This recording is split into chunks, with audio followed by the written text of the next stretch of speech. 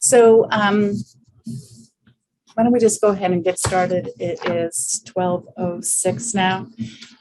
Today, I'm really happy that we have the first author of the article that we're going to be talking about, law enforcement perceptions about naloxone training and its effects post-overdose reversal. I'm just going to give a brief review of the very extensive CV that you sent, Gina. It's really quite amazing. You've been at the University of Michigan a very long time for education and now as a professor there. But you are also a family nurse practitioner, and you managed to squeeze that in while also being a full-time clinical assistant professor at UMich.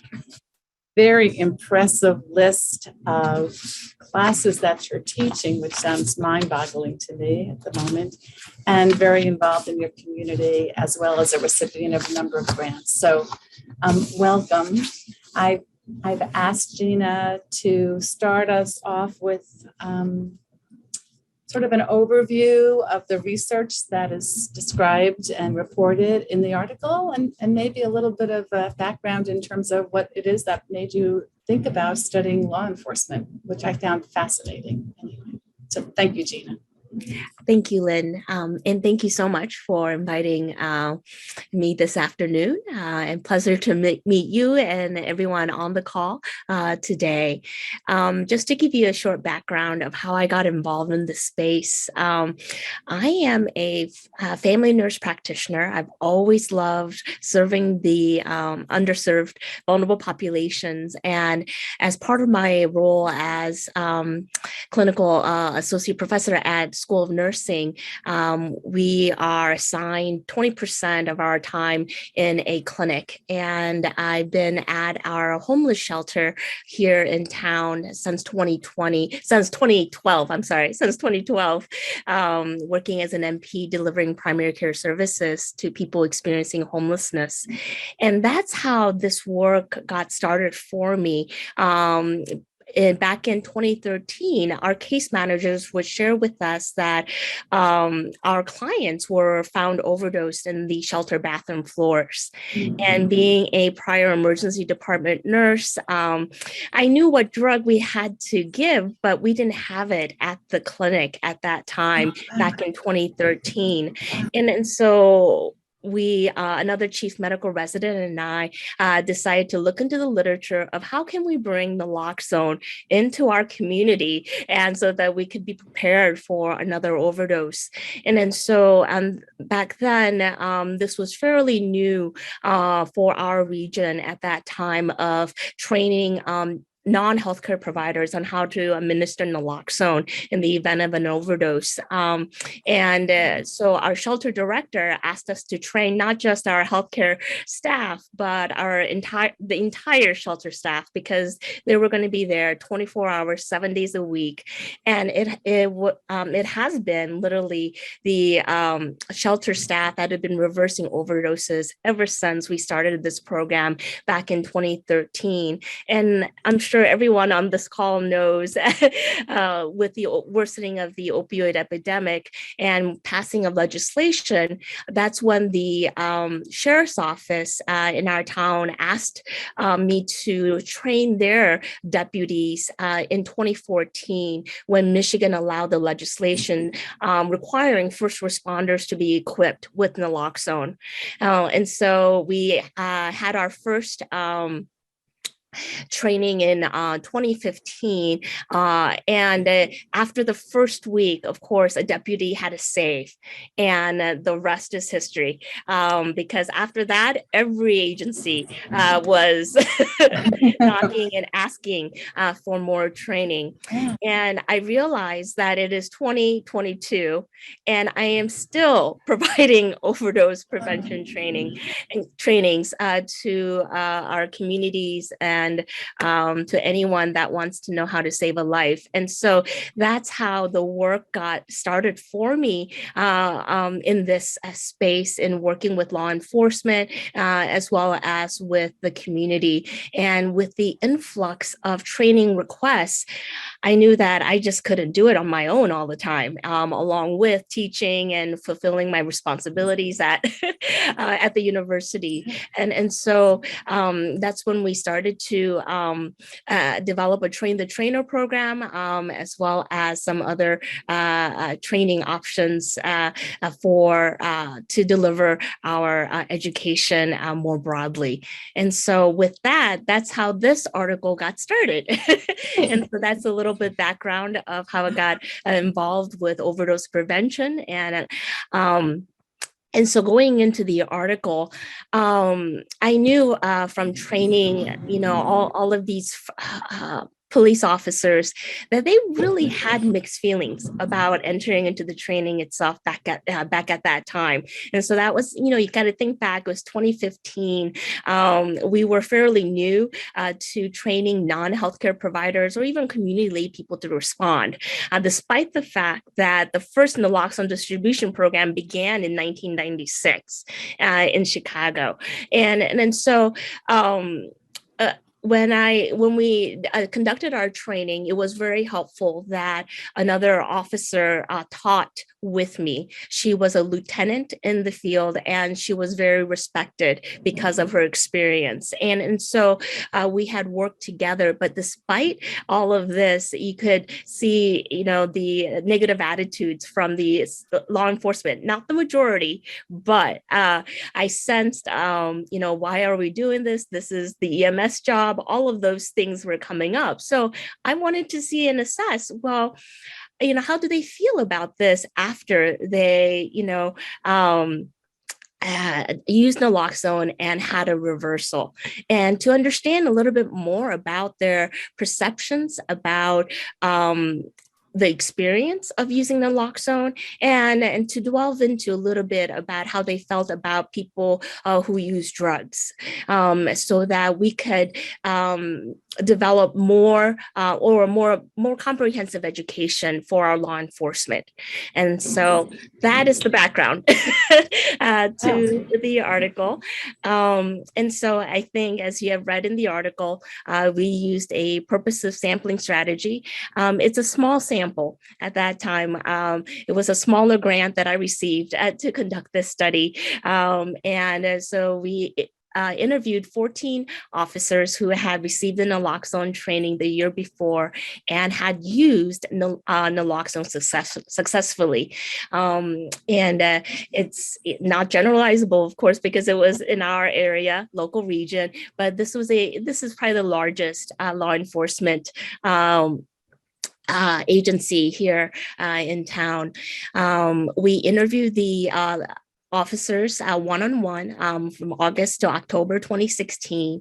And our interview questions included their prior thoughts about naloxone, the helpfulness of how we deliver the in-training topics and during our training, and their experiences with responding to overdose and using naloxone, and how that effect of saving a life and other tips for future trainings that we may conduct. The interviews lasted for about 30 minutes to an hour, and they were given $30 for their time. We use content analyses to analyze the interviews. My co-authors, Josie was at that time a doctoral student, and now she has graduated. And Dr. Boyd has been my long-term mentor as I've been here in Michigan, and so. And then, so what are the broad themes that we found? The officers had, changed some attitudes and beliefs about naloxone after receiving their training. And so the LEOs, I call them LEOs, law enforcement officers, in short, no matter what they felt, I thought it was so fascinating that they were ready to respond. Their ethical duty to protect and serve overseeded any type of assumption assumptions or beliefs that they had about people who use drugs. So their sense of duty was a lot stronger than whatever attitude that they may have about people who use drugs and about the addiction itself. And then they, of course, after saving a life, they had a lot of good feelings. People expressed their gratitude, and so they felt like they were doing something to address the opioid epidemic. And, just as an anecdote on the side, they used to tell me in the training, sometimes I knew if I heard that overdose response, I would be circling around the neighborhood because waiting for the EMS to arrive, because I knew that I couldn't do much.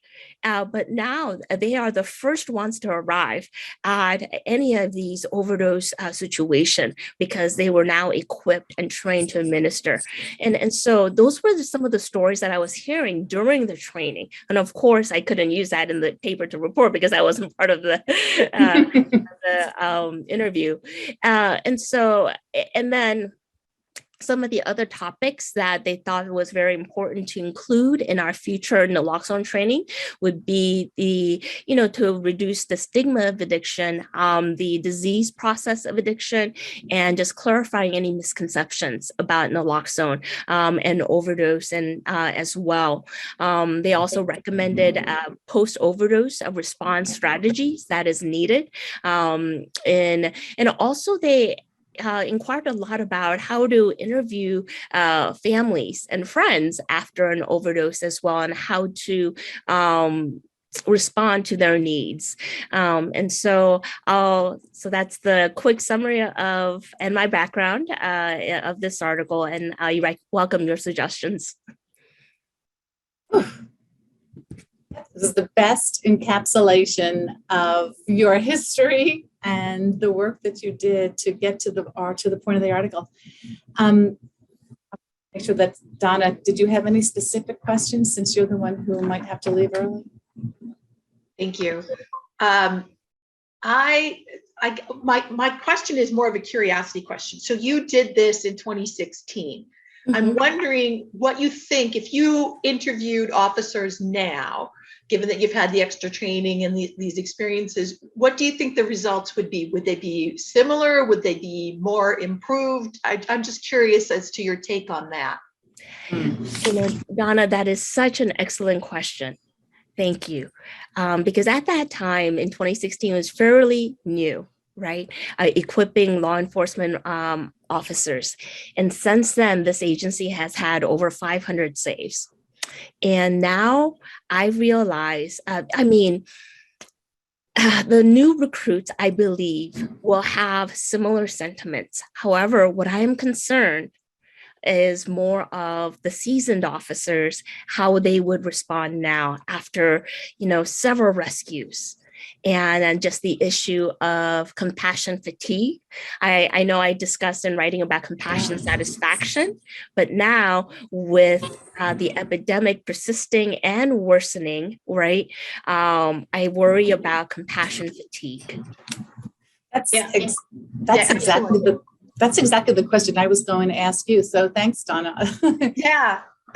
It was interesting to me because there was, I can't find it now, but the one officer talking about the 2 and the 3 times that they're reviving somebody. And so I think compassion fatigue is a huge part of this. Like, how many times are we going to save you before you get that you need help? Exactly. And then I think that's why I haven't re-educated all of the law enforcement since, when I first began. And that was a big question I had in my mind. How often should officers, be recertified to receive the new education? Because now my education regarding overdose prevention has changed because of newer drugs, newer response techniques and strategies. And so I think that is definitely a good point, Donna, just because we know so much more about what's going on. and the drug landscape right now, and more that we need to do to reduce the burden associated with opioid overdose mortality. And so, yeah. Donna, I think you and I were impressed by the same quote, because it seemed like it was on page 81. And he says, I hope you don't mind that I'm quoting your article here. It says, but it's not my place to say, you've overdosed. This is the third time I've done it. And, my job is to save you. And then he says this thing, especially me and where I am in my career, busting days are over. It's time to help people. And I thought that's one way to look at it, I guess. You can see yourself as doing all of this work for so long, and now you just want to focus on helping people. But my concern was, just as you pointed out, Donna, that after all those years of working, and so many police have long careers, right? You would think that there would be more compassion fatigue. And so, how does that compassion fatigue impact their attitudes, their enthusiasm? The other thing that I was curious about that you just mentioned, you mentioned earlier, that they're interested in how to interview survivors, the interview questions, right? Did I hear you correctly? Yeah. Because some of the things that I read about the Good Samaritan law is that some of the police are not exactly following the exact letter of the law, and it varies. I know it varies state to state to state, but I'm wondering if that's part of the reason why they want help with the interview questions, to find out the things that are relevant in terms of the medical piece to this, not so much who's your supplier, et cetera. I'd love to say. Yes, absolutely. And I live in a state where we have the Good Samaritan law, but it's very limited. So it does not apply if you have a felony warrant, or if you're on parole, or if you possess more drugs than it is for personal use. So in the case of a drug distribution, of course. And so it still causes fear. And we know that there's still I would say relationship with law enforcement and people who use drugs are not the most healthy.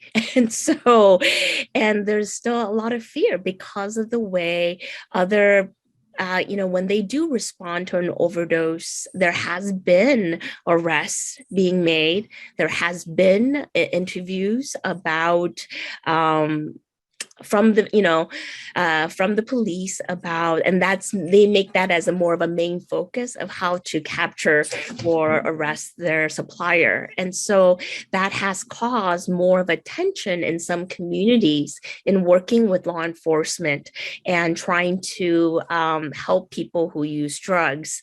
And so I think to improve that community policing relationship, we do need to make sure and to educate our law enforcement that in the event of an overdose emergency, it is a medical emergency, not a criminal investigation. Right. And we need to find, support and resources to help the survivor and their loved ones. And so that is a key teaching that I emphasize in in all of my trainings with law enforcement. But how they interpret that individually, of course, is very different depending on the culture of the police agency, how they are interpreting their laws as well. And so I think we have a lot of work to do, definitely, in improving this relationship. I realize I still believe that Naloxone, equipping first responders, particularly police, is very helpful, because in an overdose situation, you need to respond. You know how that body works as nurses, right? Before the person loses more brain cells due to lack of oxygen and eventually experience heart attacks and heart stopping and death. And what we're finding is that the police are often the first to arrive. rather than EMS, particularly in rural locations. And so they still need to be equipped, but it's just more that education about the disease of addiction and how to respond to loved ones and the overdose survivors after a reversal, I think is very important. Yeah. I can understand. I think in your comment, you pointed out that one of the interviewees said, we're not used to doing medical care. That's not what we do. And that's probably historically exactly right? So you have the EMS people coming at the same time as the police in an ideal situation. And so medical is taken care of by the medical experts, so to speak. But this is an important change. I'm glad that they're starting to understand the importance of their being there with the naloxone. Yes. Mm-hmm. I know Donna's from New Jersey. I just wanted to say, have you looked up the Good Samaritan law, Donna, in the past, or? No, I actually have not. I used to work in New York City, so I was familiar with the Good Samaritan law there, but not really the New Jersey one. That's a good point. I need to do that. Mm-hmm. Interesting. We don't need to go into it, but I just, it was eye-opening for me to read it. And at the same time I was reading that, I was reading articles where people were being interviewed and saying things like, it's really an ideal time to ask questions because people are so thankful to be alive that they'll tell you all sorts of information, same with family members, of course. Mm-hmm. And it has been a nice way for the police to get information about the suppliers, et cetera, who are not protected by the Good Samaritan law. Mm-hmm. Yeah.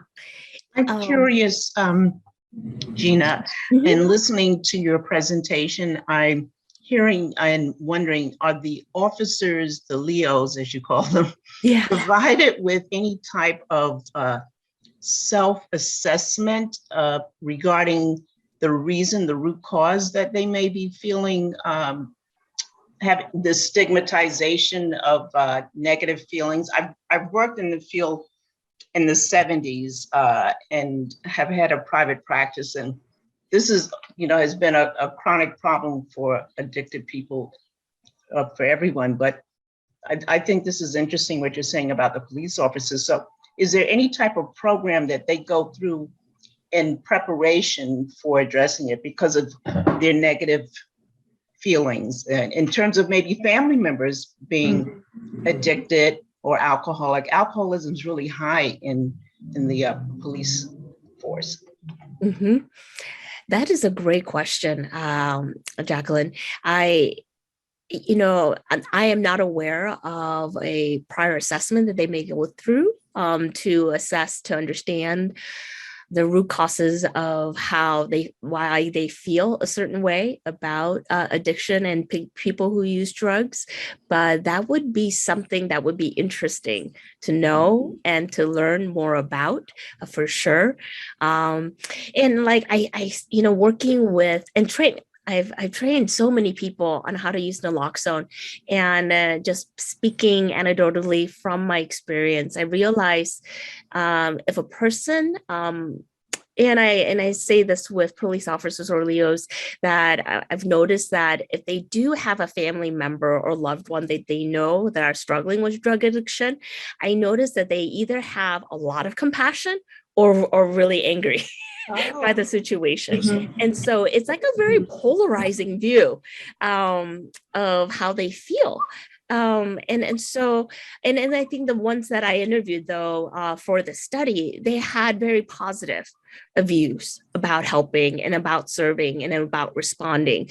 But then those that, so that was a very selective group, right? And it was only a smaller sample. And that's definitely true. I should, if as we're thinking about what about the other half, right? They may have, negative experiences and really do not believe they should be doing this. And what were their, how did their thoughts form, and what would change? I'm not sure if we could do anything to change their beliefs, but we can try. But that would be something more to study and to understand. That would be interesting to know. Mm-hmm. Yeah, I think if nothing else, it might help them to get better insight into themselves and maybe introduce them or start the process of their own healing and their own bereavement and grief process and trauma at having a parent or a sibling or some family member who was addicted or a substance abuser. Yes. That is a really good point, Jacqueline. There's a sort of a self-assessment tool out there for the compassion fatigue, which of course is not the same, but it could at least start somebody to think about their own perhaps stress levels. And I think that's a very good point, Jacqueline, because like even in the training, I can consider, trying to help them to understand, right, about their thoughts and feelings, as we continue to train. Yes. Yeah. Should be something out there that's available. I'm going to think about that, Jacqueline. Thank you. Yeah. I realized that many of the officers, even in the interviews, they could be very talkative or very, this is the answer, ma'am. Very short and curt. And it was very interesting. Trying to talk more. Would be helpful. Yeah. Jacqueline, where do you practice? I have recently retired, and however, I had a 14-year private practice in the field of recovering alcoholics and drug addicts in New York City. Yeah, and that is where I got all my experience and training. And like you, Gina, I just have this compassion for people who are in this situation. It stems from my own personal experience in my family.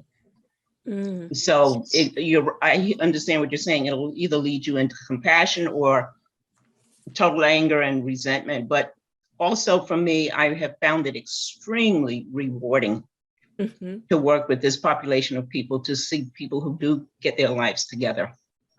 And they're very productive, intelligent, artistic people in society. Absolutely. Absolutely. And, what you just said reminded me of what is needed is that in these trainings that we provide for overdose prevention or addiction itself is to highlight that the hope for recovery. There are 23 million people who are in recovery today. And that is what we do not talk a lot about, right? No. And I think one of the things that we can address compassion fatigue is for the officers to know, hey, that guy that you saved, last year, this is what he's doing now. Yeah. He's still in recovery. He's, still in the support group. He has a job. He's reunited with his family. All of these things are stories that need to be shared. And I don't think we do enough of that.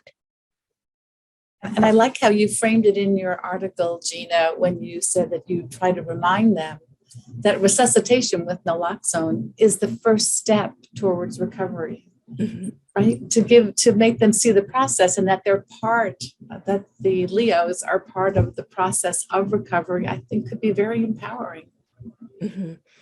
Yeah, we always highlight that dead people don't recover. Right. So this is the first step. I think it's a marvelous opportunity to combine the Leos with community resources to be able to help with families who are perhaps, and the individual themselves who are perhaps more interested at that moment in time to seek treatment. And, that's another avenue to look at. And I do agree with you. We do not spend an awful lot of time talking about the success stories. We all know them if we work in the field. Yes. But for those that are the first responders, they see the people at their worst. They don't get to see them at their best. You got it, Donna. You got it. And what they see repeatedly is probably still at the worst, right? And so, yeah. And so I think what I also found with this agency, I was so encouraged by is that they wanted to do more. They realized, okay, here we're rescuing, but what are those resources, Donna, that you just said, that we can provide? And so at that time, we created a number where they would report their overdose reversal. And then we created a team called a recovery opioid overdose team. It's a post-overdose intervention strategy that is blooming and blossoming everywhere now across the nation.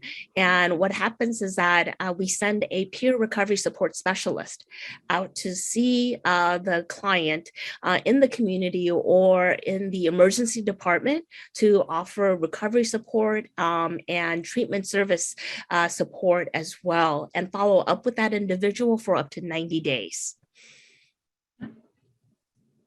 That is awesome. I'm so glad to hear that. I would love to hear more about the success rate with that. There's another paper for you, another research. It is written. If you would look up recovery opioid overdose team.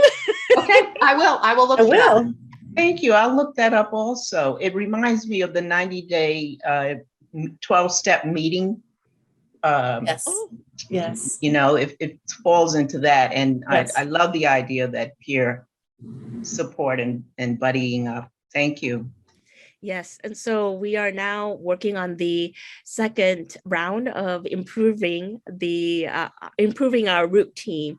I haven't published that paper yet, but hopefully by next year that will be in session, because now we've learned from our first round of the team and how to improve that, and now we're learning more from our second route. Jacqueline, I believe you said you used to work in homeless shelters in New York. Actually, no, I worked with a major hospital in New York that was the pioneers in working with alcoholics and drug addicts. And subsequently, I went on to get my BA in psychology and then trained as a Gestalt psychotherapist and opened up the practice in 1986. I opened up my practice to work with recovering alcoholics and drug addicts and their family members, so that the shelter piece of my experience has only come in my final work as a nurse, as a case manager in New York. But the two populations go hand in hand. Mm-hmm. Yes. Most part, So in essence, even in the 70s, I was working with homeless people, but I worked with the halfway house also. I kind of vicariously went through this process of working with alcoholics, where I worked the detox unit, the med surg unit, then the alcohol outpatient unit, the halfway house, corrections. I thank God I've had such a wonderful experience in this field, and I just love the field so much. But that's my background and experience. I was just curious if anybody knew what happens currently in New York City after somebody receives naloxone. I don't know the process in New York. Well, I went through the training myself when I was still employed around 2016, 2017. We were all trained to do the naloxone training. Mm-hmm. And also we acquired, the little kits. Yes. And because I'm retired now, I'm not that involved, which is why I love this type of webinar and workshop. So I stay informed, but it's still out there. It's still happening. My hospital pushed it for everybody on staff to have this training because, like I said, they were a pioneering hospital. Yes. So they were at the forefront of it all the time. But yeah, we're still doing that in New York. And I haven't heard any negative reports or anything. Yes, and New York opened up the first overdose prevention site as well. And so, they're definitely leading the way in harm reduction strategies across the nation. So, Yes, I was involved with that also during the HIV/AIDS period. Mm.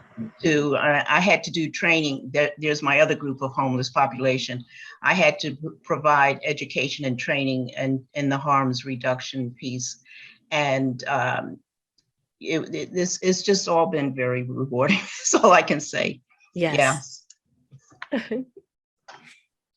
Work in a addiction facility as well, outpatient level. But it's, I live in a small community here. It's not the same as a big city like New York City. But here, when the police, and they all have naloxone and they've all been trained. And then they bring somebody to the hospital, and then hopefully the hospital comes back and sends them to us. But I'm never quite certain that all the check marks have occurred and they're ending up in the right spot. I'm not always convinced that it has. Mm-hmm. Yeah. I think that's the connection piece, the engagement piece. Yes, that we are continuing striving for. Yeah, the post-overdose response. It's very hard to connect sometimes because a lot of the person who are rescued do not want to go to the emergency department. Yes. And rightly, and I understand where they're coming from because they've also been treated very negatively by healthcare. And why do you want to be there if you're going to be treated poorly? And so I think we're trying to improve that process as well. But also, if they don't go to the emergency department, many of them do not have a working cell phone number or even a place of residence. And so it's really hard to engage to provide that further recovery support services to our clients.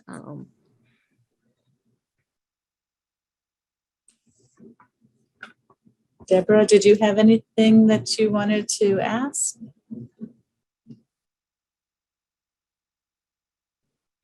She's not there any longer. You mentioned a few programs that are existing now that weren't before when you wrote the article.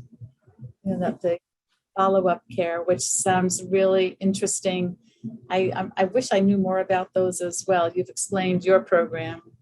But it would be nice to know if any other person here had any experience with any of the other programs. Were there any surprises that you had as you did your study? Oh, good question. I think back at that time, I was surprised about their attitudes about addiction or their understanding about addiction. And how little education that they received about addiction. But then I think about that now and I realize, being in education, like I never received a lot of education about addiction or substance use in my education. And that's where definitely what we're trying to change, of course, now that I've been involved in the space. And so, when I got involved with addictions, this is something that I knew that my patients are struggling with. And that's why I had to learn on my own a little bit more, but never received it in nursing school or in my NP program. So sad to say, I'm sure we did a little bit, but it wasn't extensive. And so one of the things that surprised me, and I just don't remember if it was your article or something else, because I read a number of other articles just to sort of broaden my understanding of it, was that the number of people who have been trained is still pretty low. I think somebody said 67% of, was that your article, Gina? I don't think that was my article, Lynn, but I am constantly shocked about how many people still do not know about naloxone, because I think part of it in my worldview, I feel like I've been training everyone and their pets, but and they're and we have vending machines that are distributing naloxone. I've always said I'm giving Narcan out like candy, and now we are, and but I'm amazed that more people. And then I think are not trained. And I think part of that early on had to do with the stigma. And I think we're getting better. And now more people are wanting to know more about how to respond and to overdoses and train because it is so prevalent. Right. And we are now talking about it more and normalizing that conversation about addiction. And so I believe we're heading in the right way, but we have so much more to do because the epidemic has gotten worse. So right, the epidemic has gotten worse, and it has been in the press for quite a bit of time. And you've been doing training, you said, since 2015. 2013. 2013. Oh my gosh. So we're going on 10 years. Yes, I'm surprised. I'm shocked that I'm still in this. Yes.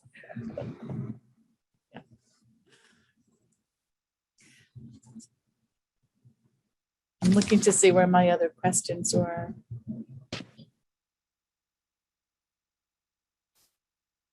Oh, there was one thing that I read that said that compassion satisfaction is negatively associated with compassion fatigue, which goes back to that whole dynamic of, are we encouraging, are we sharing the good stories enough? Are we recognizing how stressful some of the jobs are that the police have to do, and what kind of impact does that have? I don't know that I've read too many research articles about compassion fatigue with the police in the first place. So this was kind of an interesting switch for me, I guess. Exactly. I haven't read much about that either, Lynn. And so that would be an area to focus. Whole area, yeah. I think with the police officers and first responders, much like it is within nursing, we're not supposed to have that. People aren't willing to talk about the difficulties and the challenges that they have. You know, police officers are supposed to be strong, like the military. It's very hard to get them to talk about their experience or their feelings. To say that they're feeling overwhelmed, to say that they're feeling tired, goes back to that feeling of like, but I'm not supposed to be that way. I'm supposed to be there to protect and defend. And I think that would be very interesting to see. But I think the reason why there's not a lot of articles or research is that I don't know that they're very willing to talk about it, if that makes sense. That was kind of convoluted. No, that makes a lot of sense, Donna. Yes. Even the experience that I had of interviewing, I know it's a small sample, but some of them, it was very hard to dry out of, trying to utilize, tell me more about how you feel. And that was very difficult for them to do. And so, Maybe it goes into the kind of person who wants to be a police officer also.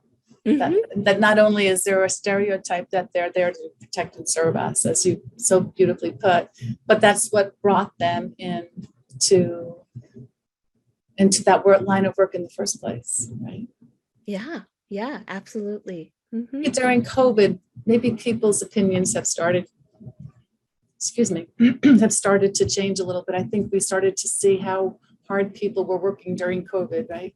You brought up the healthcare workers, and yet that's what we kept seeing pictures of, the healthcare workers, and we were applauding them as they walked down the street in New York City. So standing has improved. So can you tell us a little bit about what your second article showed? Oh, thank you, Donna. It was nice to meet you. Oh, yeah. As in my second article. You said you had done a follow-up study, and I was just wondering if you could share with us what you had put specifically. Oh, sure. Now what I'm looking at is we've created a website, web-based Naloxone education for first responders and community people. And now our healthcare provider training will be built by end of the summer. And so we've analyzed our first round of law enforcement officers who have taken the online training. And yes, that is the paper that I'm working on right now, just to get the information out there. And so. Great. Oh, we're all so well versed now and going online. Yes, yes. Perfect sense. We're all doing this type of education. Mhm. And Okay. so the content, it started from this study itself, and then we utilize more of a community engaged approach to make videos with the police officers in reducing the myths associated with naloxone and overdoses, and trying to reduce that stigma associated with police officers maybe not wanting to respond, or wanting to be equipped with naloxone. And so they address some of those myths with using naloxone as well. And so it's been a long process, but I think it was it was very good, and I learned a lot through that process as well. I still need to add more information on the disease of addiction into our curriculum a little bit more, particularly in our online training. I noted that you said, I think 11 of your sample were men. Mm-hmm. And did you see any gender distinction among the person as they responded to your questions? Not that I recall, actually, Lynn, at that moment. But that would be good to know as well. It's a small number. Four is a such small number. Yeah. Might not be all that revealing. I was really kind of curious about it. Mm-hmm. It seems as though the people responded really well to the naloxone training, and they really This agency particularly were very responsive. And I think it has a lot to do with the chief or the sheriff, right?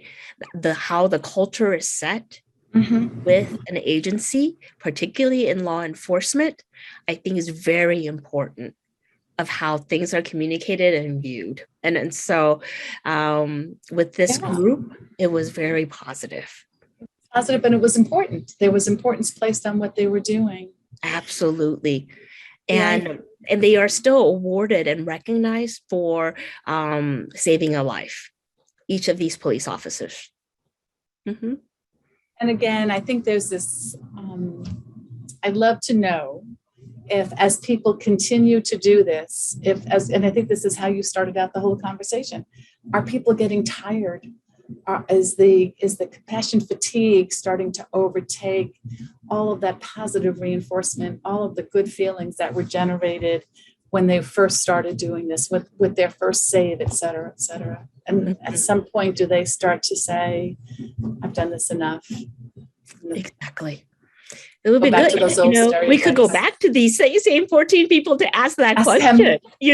Yeah, absolutely. You could. I think they're still working.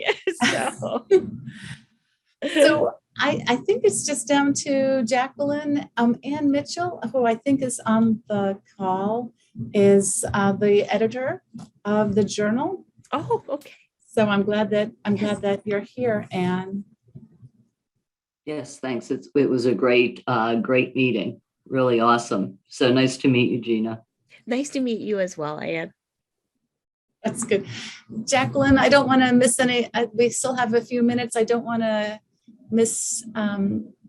not give you the time for any more questions or your input, which has been so valuable in this conversation.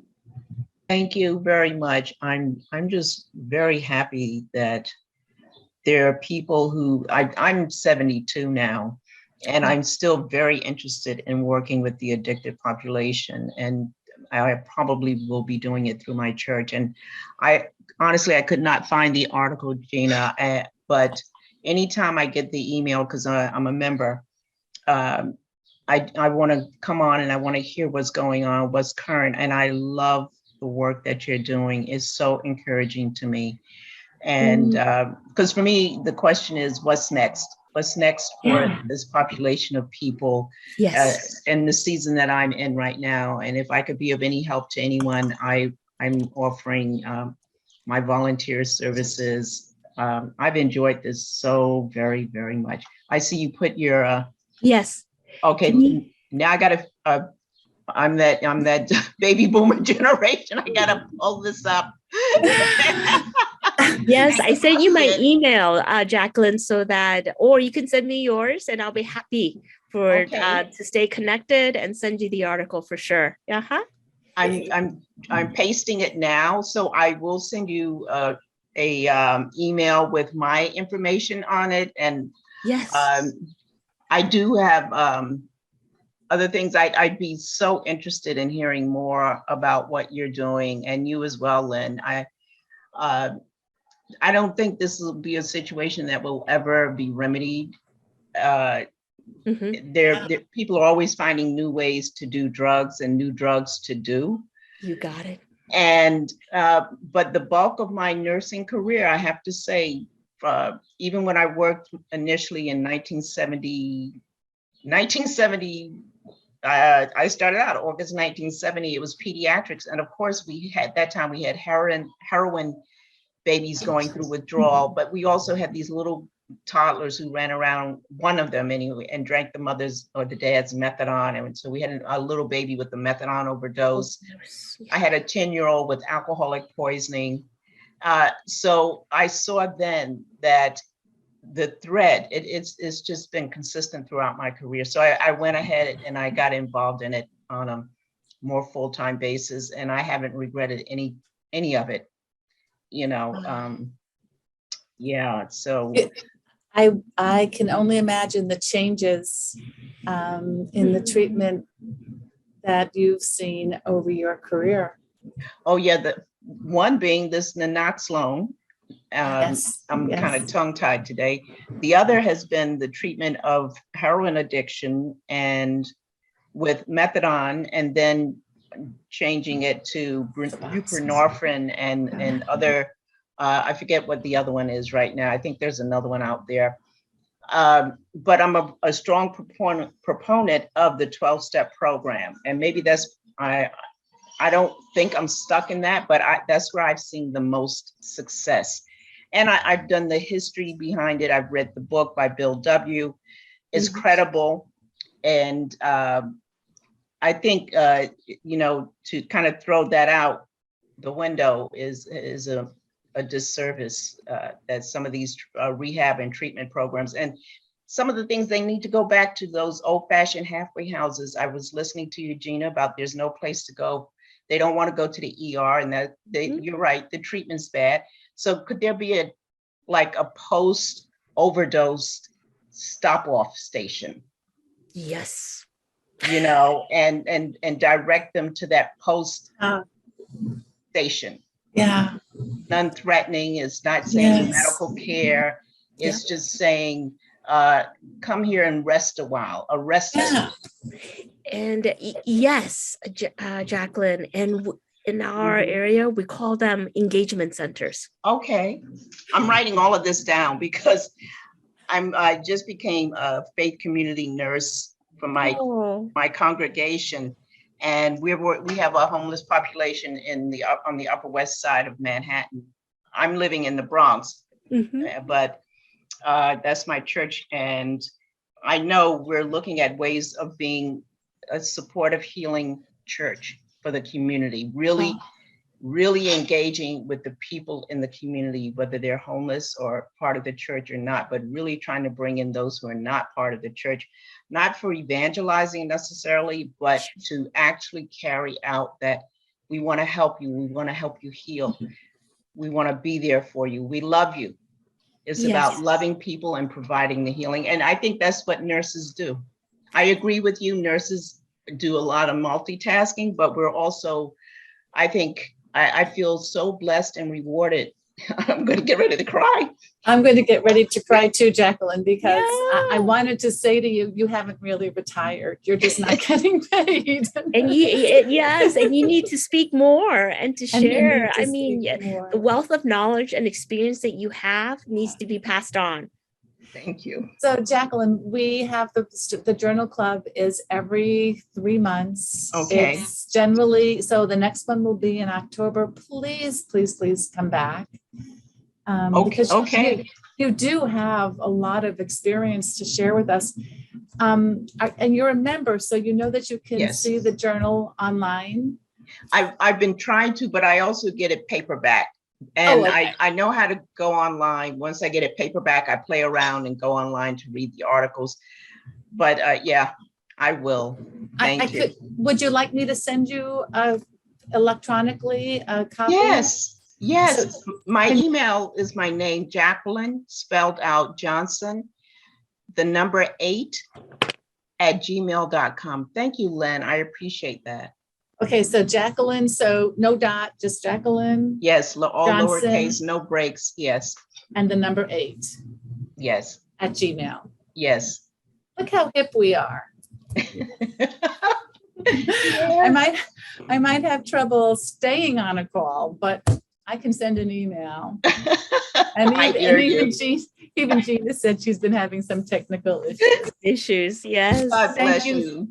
Thank you so much, Gina, for sharing your experience with us. It's Yes. really delightful. And you also, Gina, are welcome to come and join us.